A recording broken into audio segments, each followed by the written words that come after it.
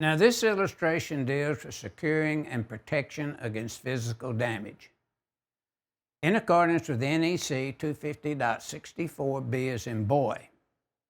Now, before we get into these callouts, let's take a look at the note.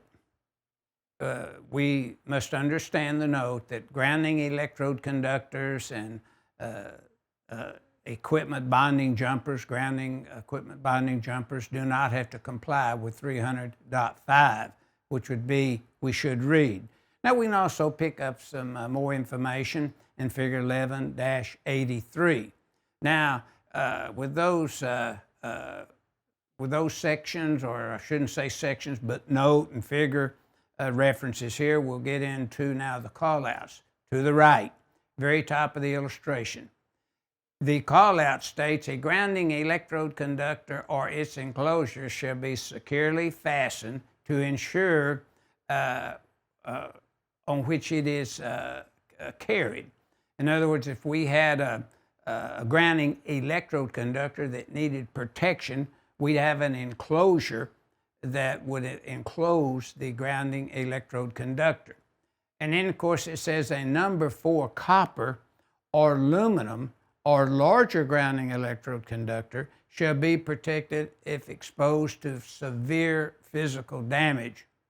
In other words, maybe as an example, you pulled your car into your detached garage by driving up your driveway. And right there by the driveway, you had your grounding electrode conductor coming out and connecting to, say, a driven rod. Then you might want to protect it there in case you come in one night and lost control of your car and you run into it and damaged it in some way.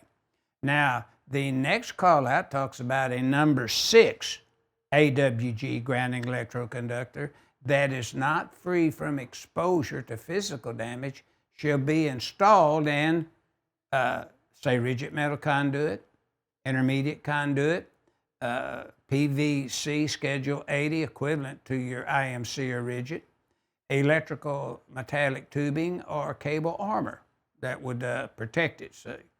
And then the very bottom call out says grounding electrode conductor smaller than number 6 shall be in rigid metal conduit, IMC metal conduit, Schedule 80, EMT tubing, armor type cable.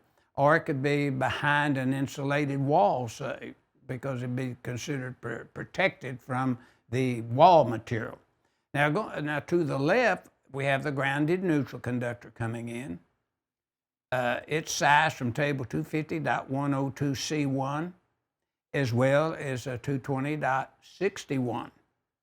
And then notice the grounding electrode conductor is sized based upon the conductor's service conductors. If they were, say, a 250 kc mil, it'd be number 2.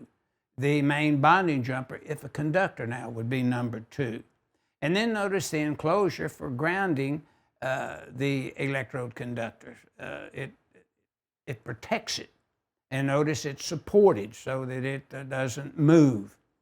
And then a staple for attaching a conductor to construction, or clamp, or attaching enclosure to construction where it's protected from maybe physical protection, or you're just trying to support it in such a manner that it doesn't move around on you. And then the grounding electrode conductor clamp. Many, many years ago, especially when I got in the trade, the city required the grounding electrode conductor to be put in rigid metal conduit. And it would thread, and notice you would run it as shown there, and the fitting that you used on the water pipe, I never will forget those fittings, it would connect the grounding electrode conductor to the water pipe as well as the rigid metal conduit. And you'd have to use a hickey to bend it just right so you could terminate it. But those, since those days, that's not required to be done that way. You could, but you don't have to.